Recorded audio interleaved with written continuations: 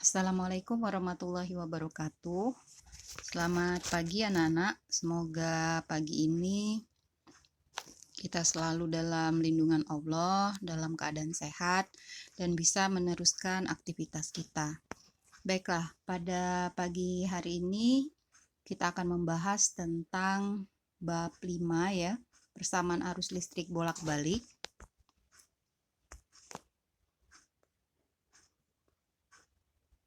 Oke, jadi persamaan arus listrik bolak-balik di sini, arus listrik bolak-balik itu yang gimana sih?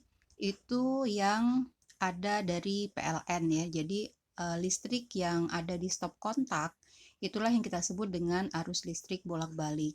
Nah, sedangkan yang sudah kita pelajari sebelumnya itu adalah arus listrik searah, yaitu yang dihasilkan oleh baterai seperti itu. Nah, kita lihat di sini di gambar sebelah kanan. Jadi untuk tegangan listrik arus bolak-balik itu berubah terhadap waktu secara sinusoidal. Artinya kita memakai persamaan sinus. Jadi untuk tegangan yang ada di titik A dan B, ketika kita ukur, maka VAB-nya itu sama dengan P yang ada di sumber tegangan, yaitu PM sin omega T, di mana VAB itu adalah tegangan sesaat, tegangan pada tegangan pada titik AB, kemudian PM itu adalah tegangan maksimum, omega itu adalah frekuensi sudut atau kecepatan sudut, satuannya radian per sekon, kemudian T itu adalah waktu, satuannya sekon. Di mana besaran omega T itu merupakan sudut fase. Jadi sudut fase itu satuannya radian. Untuk nilai tegangan bolak-baliknya itu bervariasi dari min Vm sampai dengan plus Vm. Jadi min P maksimum sampai dengan plusnya V maksimum.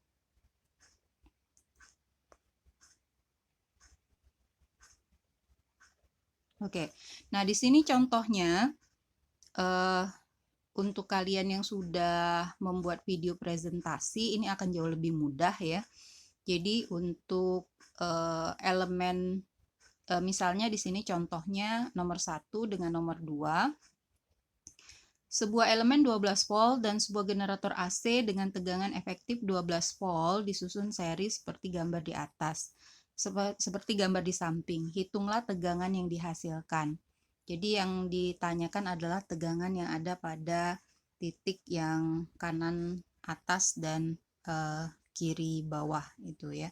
Kemudian yang nomor 2-nya, sebuah voltmeter AC yang dihubungkan ke sumber tegangan listrik AC dengan frekuensi 50 Hz menunjukkan angka 220 volt.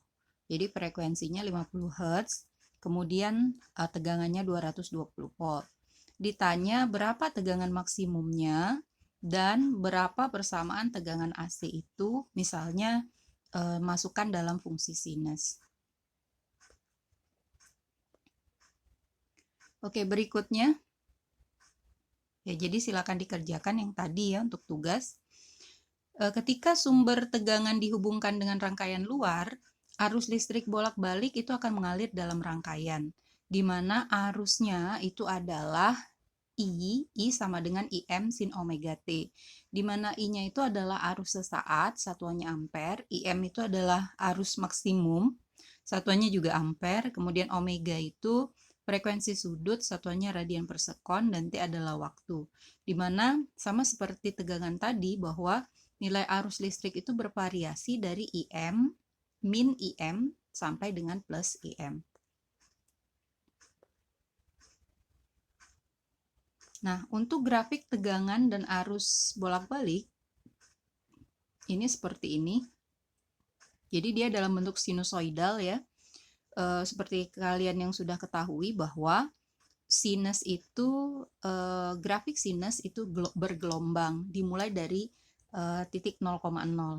Itu ya, bedanya dengan grafik cos itu, kalau cos dimulainya dari 1. Nah, jadi untuk PM di sana dari 0,0 kemudian ke ke T-nya itu naik setengah gitu ya, setengah T, 1T, 3/2T, 2T, seperti itu. Itu untuk PM. Kemudian untuk IM-nya, seperti ini misalkan, mulainya dari setengah T ya, sampai ke 2T. Oke, berikutnya nilai RMS atau efektif ya.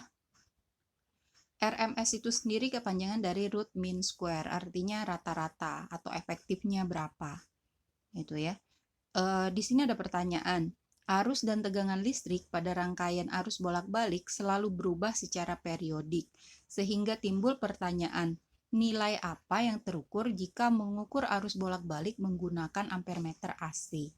Nah, jadi di sini disepakati bahwa nilai itu adalah suatu besaran yang disebut dengan nilai efektif, di mana nilai efektifnya itu adalah IM per akar 2. Sedangkan untuk tegangannya sama dengan cara yang sama ya. Tegangan efektif itu adalah tegangan maksimum dibagi dengan akar 2.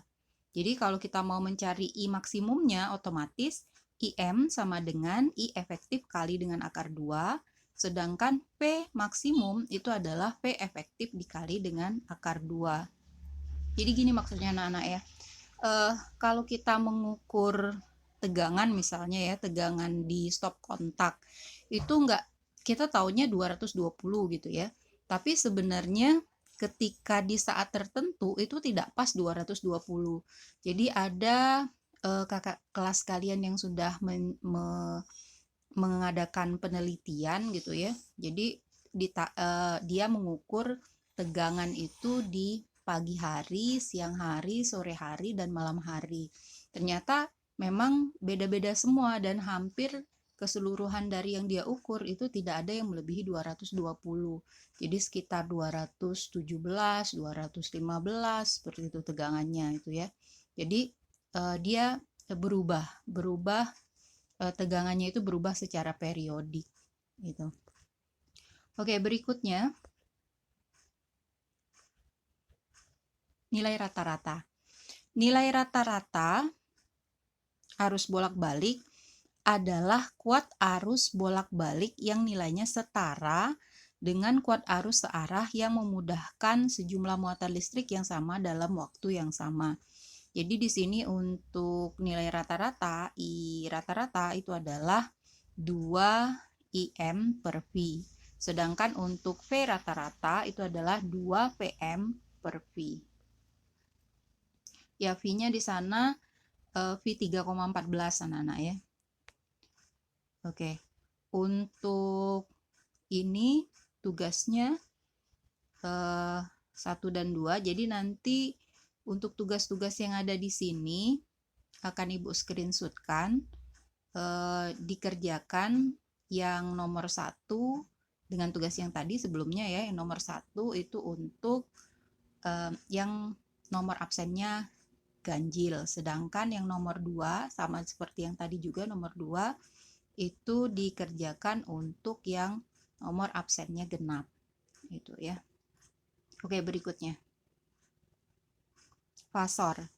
Nah, fasor apa sih? Fasor itu kepanjangan dari phase vector, artinya vektor fase. Jadi vektor fase itu maksudnya fase gelombang gitu ya, fase gelombang yang dinyatakan dengan vektor. Itu untuk memudahkan perhitungan. Jadi kalau misalnya tidak memakai vektor agak sulit gitu ya, tapi karena memakai vektor perhitungannya jadi lebih simpel. Jadi setiap gelombang sinusoida itu dapat digambarkan oleh sebuah fasor atau phase vector tadi ya.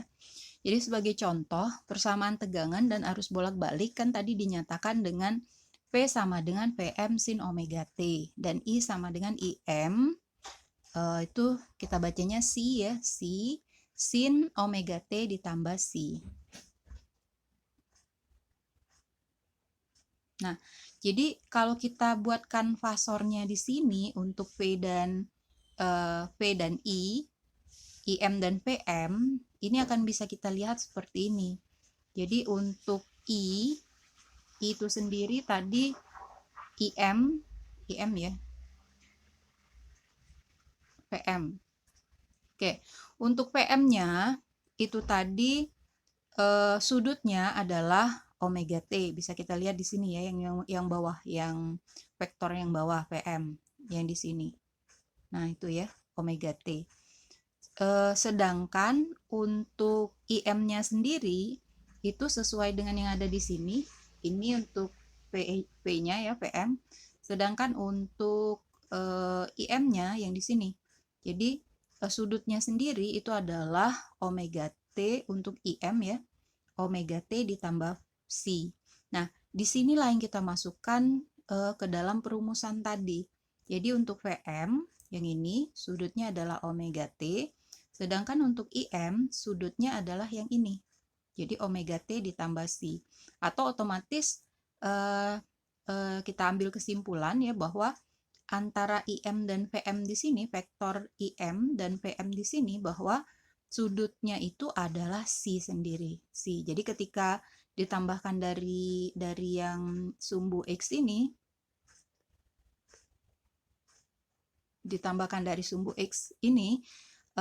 sudutnya sendiri adalah omega T ditambah dengan C.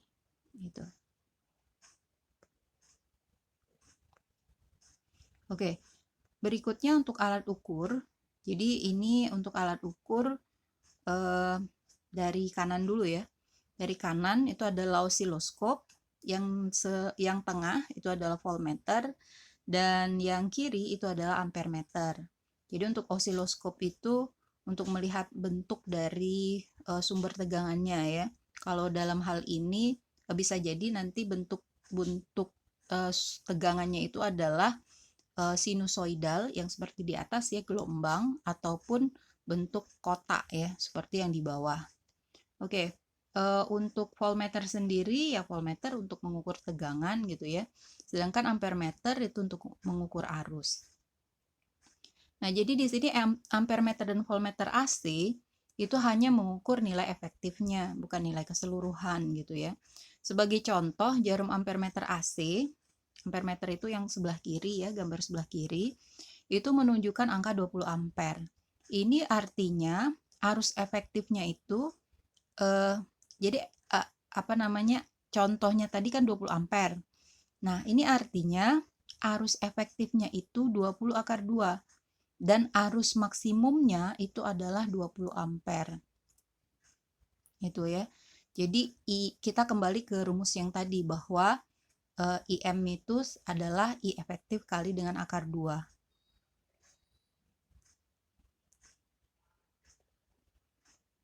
Oke, dan demikian pula ketika jarum voltmeter AC itu menunjukkan 220, yang ini ya, yang di tengah, itu artinya nilai efektifnya itu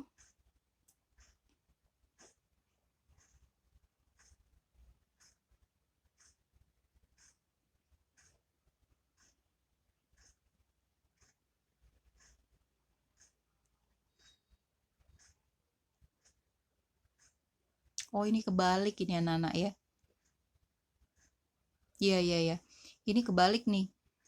Jadi maksudnya gini, arus efektif yang terukur itu adalah nilai yang terukur itu adalah nilai efektifnya.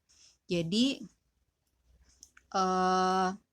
kalau misalnya di ampermeter itu menunjukkan 20 ampere, artinya arusnya ketika diukur tadi adalah arus efektifnya itu adalah 20 ampere. Sedangkan arus maksimumnya itu 20 akar 2. Nah, demikian juga ketika jarum voltmeter menunjukkan angka 220 volt, artinya tegangan efektifnya itu 220 volt dan tegangan maksimumnya adalah 220 akar 2 karena V maksimum itu adalah VM adalah V efektif kali dengan akar 2, sedangkan IM adalah I efektif kali dengan akar 2. Oke. Kemudian Nah, ini yang dilakukan presentasi video oleh teman-teman kalian yang nomor-nomor absen 15 ke atas itu ya. Nah, jadi ini untuk resistor, induktor, dan kapasitor dalam rangkaian arus bolak-balik. Jadi untuk simbol ya, simbol ini kalian perlu cermati dulu. Yang A itu adalah simbol sumber tegangannya, sumber tegangan arus bolak-balik. Kemudian yang B itu simbol resistor, yang C simbol induktor, yang D simbol kapasitor. Gitu ya. Jadi kalau yang B itu kalian sudah kenal di semester kemarin ya, resistor. Kemudian yang C induktor itu sudah dipelajari juga di bab 4 ya. Induktor itu nama lainnya kumparan gitu ya. Itu. Kemudian yang D kapasitor juga sudah kalian pelajari di bab 2. Oke, berikutnya. Nah, ini gambar ya, gambar resistor. Kita lihat di sini, resistor dalam rangkaian AC. Jadi, jika resistor itu dihubungkan dengan sumber tegangan bolak-balik, maka tegangan pada resistor itu sama dengan tegangan sumber. Jadi, PR-nya adalah V resistor, maksudnya tegangan yang ada dalam resistor, itu adalah Vm sin omega T. Arus yang mengalir pada resistor, IR, itu adalah PR dibagi dengan R. Jadi V di resistornya dibagikan dengan besarnya hambatannya atau resistansinya. Sama juga dengan Vm dibagi dengan Vm sin omega T dibagi dengan R. Jadi IR-nya sendiri berarti adalah I pada resistor ya, arus pada resistor itu sama dengan I maksimum dikalikan dengan sin omega T. Jadi dalam hal ini tidak ada beda fase antara tegangan pada sumber dan tegangan pada resistor.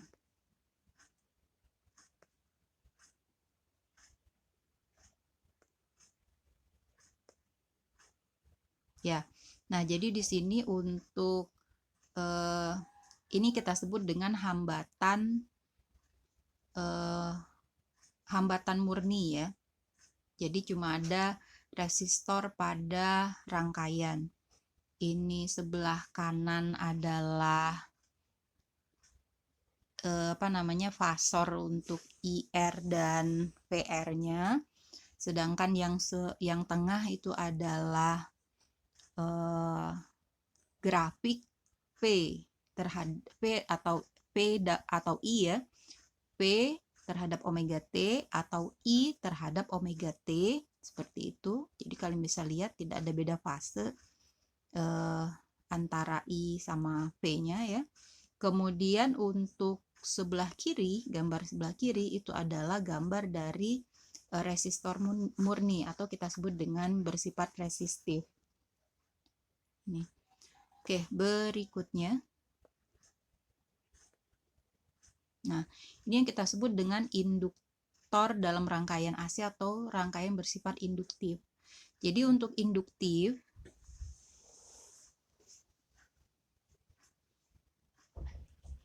L-nya di sana fase dari arus ya, fase dari arus itu terlambat 90 derajat atau setengah V terhadap fase dari tegangan.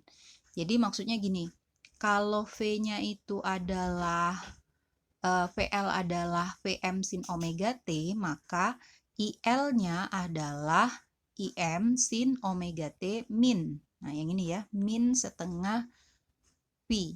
Jadi maksudnya terlambat setengah V, fasenya ya, terlambat setengah V, I-nya terhadap V-nya. Itu seperti itu. Jadi kalau untuk jembatan keledainya supaya lebih cepat untuk menghafal, L itu lambang L sendiri kan untuk induktor gitu ya. L itu lambat ya gitu. Jadi artinya apa? Arusnya lebih lambat 90 derajat atau setengah V terhadap tegangan. Gitu. Oke, kemudian ya, nah ini ada yang kita sebut dengan reaktansi induktif ya. Jadi maksudnya reaktansi itu apa sih? Reaktansi itu hambatan dalam rangkaian, tapi bukan oleh resistor gitu ya. Kita tahu sendiri bahwa setiap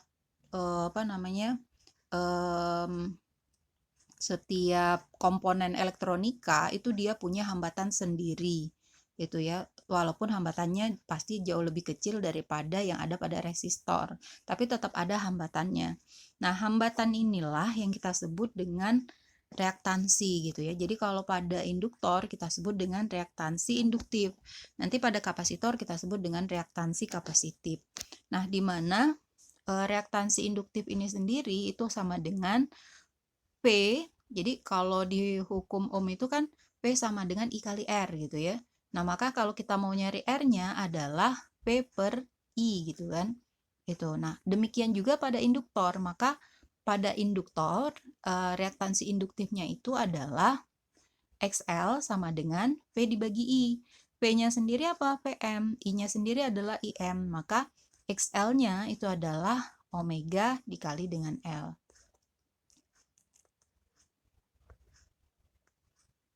Oke, nah ini seperti tadi ya fasornya yang sebelah kanan ya. Yang sebelah kanan yang bagian C itu adalah fasornya ya, diagram fasor P terhadap I. Jadi I-nya itu lebih lambat 90 derajat terhadap V. Lambat atau tidaknya itu kita sesuaikan dengan arah dari kuadran ya. Jadi maksudnya arah dari kuadran itu berlawanan arah dengan jarum jam. Jadi I-nya itu di I gitu ya, ini kalau dalam hal ini adalah di sumbu X, sedangkan P-nya itu di sumbu Y. Nah, untuk yang B, kita lihat yang B itu adalah grafiknya ya, grafik tegangan terhadap waktu. Jadi untuk di titik 0,0 untuk V-nya itu I-nya di titik 0 itu terlambat 90 derajat, maka dia ada di bawah. Jadi bentuknya seperti ini. Bergelombang terlambat 90 derajat untuk I-nya. Itu ya. Kemudian untuk di A itu adalah grafik induktor, bukan grafik ya, simbol ya, simbol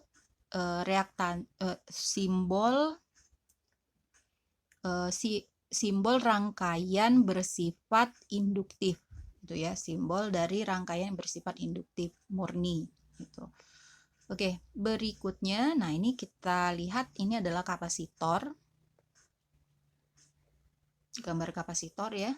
Jadi kapasitor dalam rangkaian AC. Nah, untuk jembatan keledainya seperti saya sebutkan sebelumnya bahwa kalau yang di yang di induktor tadi kan dikasih lambang L gitu ya. Kita sebut saja lambat gitu. Nah, di C ini kita kasih lambang C, di kapasitor ini kita kasih lambang C. C itu cepat gitu ya. Artinya apa?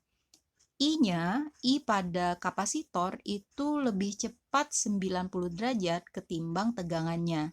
Jadi maksudnya apa? Jadi kalau misalnya tegangannya itu adalah Vc-nya itu adalah Vm sin omega T, maka IC-nya adalah Im sin omega T ditambah setengah V. Jadi setengah V-nya ini dapat dari mana? Setengah V-nya itu dapatnya dari karena dia lebih cepat 90 derajat ketimbang tegangannya. Oke. Kemudian untuk reaktansi kapasitifnya sama dengan reaktansi induktif tadi ya. Sebenarnya menurunkannya itu dari rumus hukum Ohm. Nah, di sini karena XC-nya itu sama dengan R gitu ya. XC-nya itu maksudnya dalam hal ini analoginya gitu ya. Analogi XC itu sama dengan R, maka XC sama dengan VM bagi IM. Nah, di sini XC-nya sendiri itu sama dengan 1 per omega C, di mana omega itu adalah 2 VF ya, frekuensi sudut, kemudian C itu adalah besarnya kapasitas kapasitor.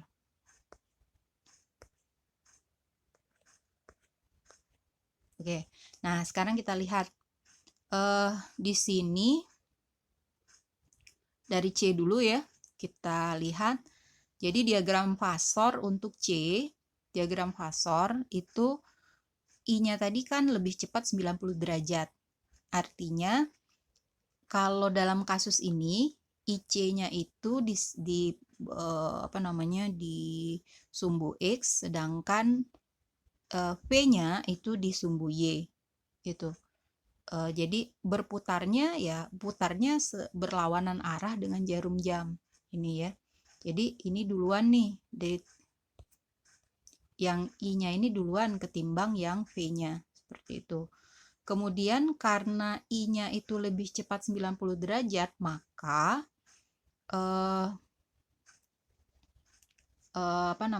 diagram grafiknya, grafik yang di B ini ya, di B itu bisa kita buat seperti ini. Jadi I-nya duluan, bisa dilihat di sini ya, di sumbu Y-nya. I-nya duluan, baru kemudian V-nya.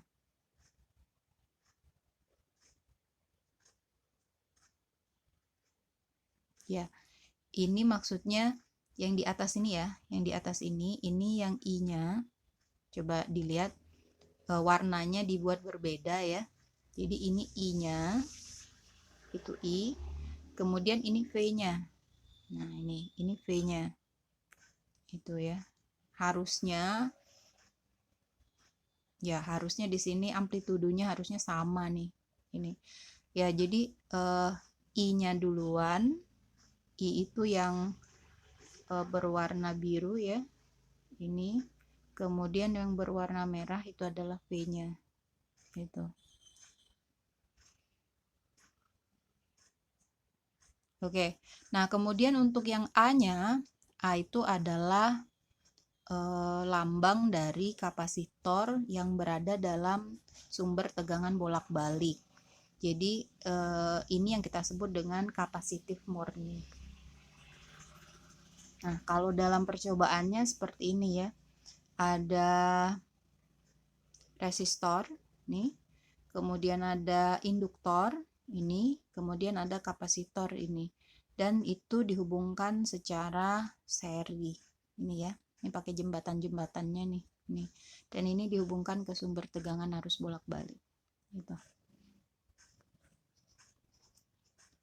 Nah, kalau untuk RLC seri, ya tiga lambang tadi itu ya, itu disatukan secara seri. Inilah yang kita sebut dengan rangkaian arus bolak-balik RLC seri, seperti itu. Dimana sumber tegangannya ini tetap Vm sin omega T. Nah, jadi di sini ya otomatis ya secara logika, karena dia seri, maka tidak ada cabang ya. Karena tidak ada cabang, maka otomatis I pada R, I pada L, dan I pada C itu sama semua. Ini ya, seperti ini. Untuk I-nya tetap I sama dengan IM sin omega T. Dan secara umum tegangannya itu dinyatakan dengan V sama dengan Vm sin omega T ditambah C. Ini C ini ya. Oke.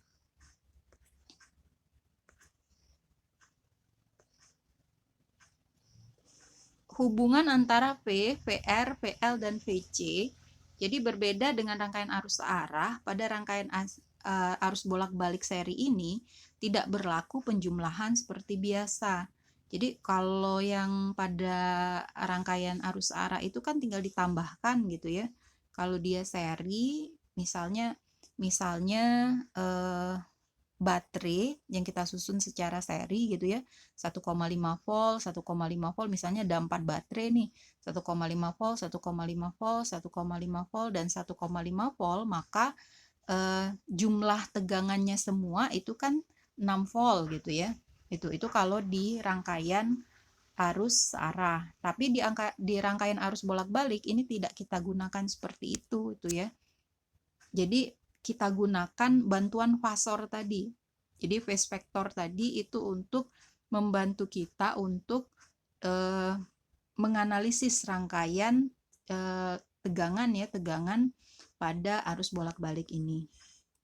Nah, jadi caranya gimana? Nah, kita buat seperti ini. Jadi tadi kan V dan I gitu ya, untuk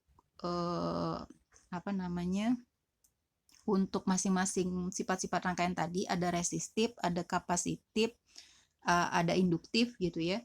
Untuk V-nya tadi, V untuk resistif gitu ya, itu di sebelah, misalnya pada sumbu X gitu ya. Sedangkan pada VL itu di sumbu Y positif, sedangkan pada VC itu di sumbu Y negatif. Jadi secara vektor kan logikanya gini, yang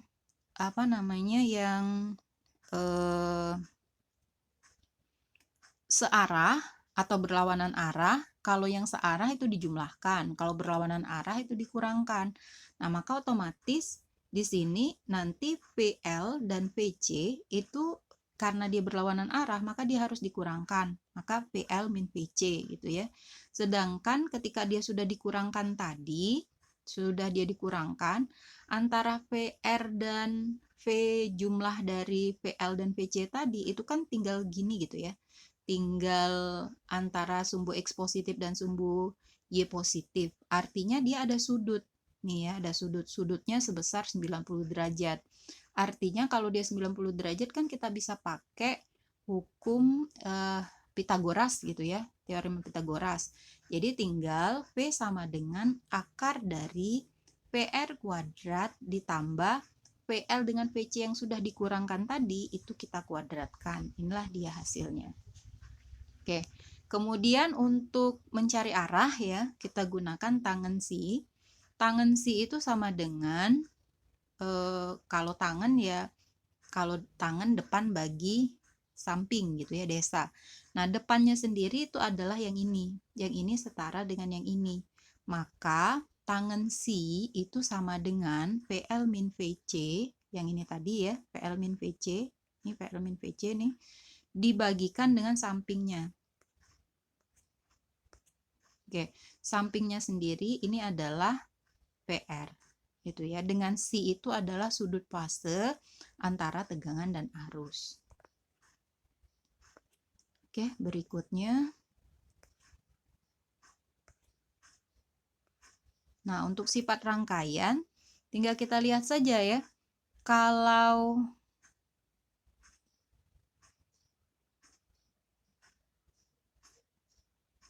dia bersifat induktif itu artinya XL-nya itu lebih besar daripada XC. Itu induktif. Jadi artinya ini ya, yang di sumbu Y-nya ini ya, L-nya itu lebih besar daripada C-nya. Nah, itu XL-nya itu lebih besar daripada C-nya, maka itu yang kita sebut dengan induktif. Sedangkan kalau dia kapasitifnya lebih besar, yang di sumbu Y negatif, ini kita lihat ya, kapasitifnya lebih besar, XC-nya lebih besar daripada XL, maka itu yang kita sebut dengan kapasitif. Sedangkan untuk yang C, itu kita sebut dengan rangkaian bersifat resistif. Resistif itu artinya dia terjadi resonansi, di mana XL itu sama dengan XC. Jadi ketika XL sama dengan XC, maka dia terjadi resonansi. Gitu. Frekuensinya sama gitu ya. Oke.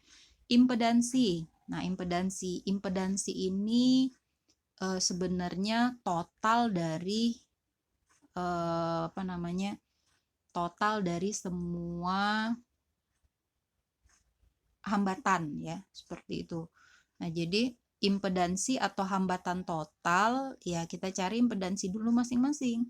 Impedansi pada R ya ini yang kita pakai hukum Ohm ya, bahwa kalau V itu adalah I kali R maka R-nya adalah V per I. Nah, seperti itu. Sedangkan kalau untuk XL ya otomatis XL itu adalah VC bagi VL, ini bukan VC ya, VL dibagi IL. Sedangkan untuk XC itu adalah VC dibagi dengan IC. Itu. Jadi kalau yang ini ya sebenarnya kan VL itu sama dengan IL kali XL. Sedangkan VC itu adalah IC dikali dengan XC. Nah, jadi impedansi pada resistor tidak lain adalah ya resistansi tadi ya. Kemudian pada induktor adalah reaktansi induktif. Sedangkan pada kapasitor adalah reaktansi kapasitifnya. Itu ya XC-nya. Itu. Oke. Nah, jadi sesuai dengan yang sudah disebutkan diinformasikan sebelumnya bahwa XL itu lebih besar daripada XC, itu kita sebut dengan rangkaian bersifat induktif. Kalau XL-nya lebih kecil daripada XC atau XC-nya lebih besar daripada XL, maka rangkaian ini disebut dengan kapasitif. Dan kalau dia sama, XL sama dengan XC, itu adalah rangkaian beresonansi atau bersifat resistif. Ini. Jadi kalau di apa namanya impedansi Z itu kita cari ya, Z itu adalah semua ya. Jadi R kuadrat sama seperti kita menganalisis tegangan tadi ya, bahwa ini XL sama XC-nya kita kurangkan dulu. Gitu ya, XL sama XC-nya kita kurangkan. Kemudian kalau sudah dikurangkan kan berarti tinggal yang di atas gitu ya. Dimana XL dikurang XC itu sudah di bagian sumbu Y positif. Nah, di sini untuk R dan XL min XC tadi itu sudah dalam bentuk apa namanya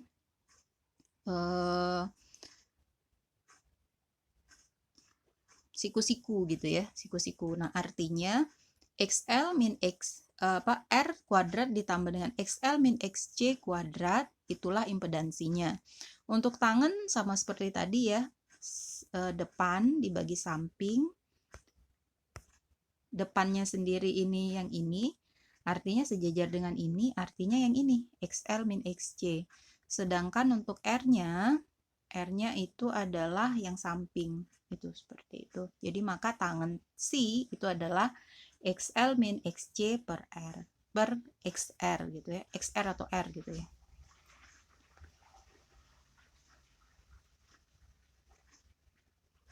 Oke, nah ini pun nanti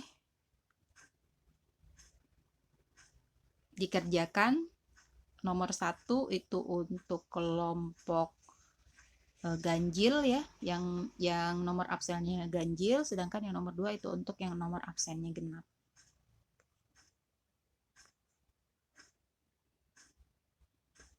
Ya, itu saja dulu mungkin untuk hari ini ya. Silakan dikerjakan 3 nomor soal tadi. Jadi masing-masing ada 3 tugas tadi kan ya, ada tiga bagian tugas tadi. Nah, nomor 1 itu semuanya dikerjakan oleh yang bernomor ganjil, sedangkan nomor 2-nya itu dikerjakan oleh yang bernomor genap. Ya, itu saja untuk materi hari ini. Lebih dan kurangnya Ibu mohon maaf. Tetap sehat, tetap semangat. Ibu akhiri, Assalamualaikum warahmatullahi wabarakatuh.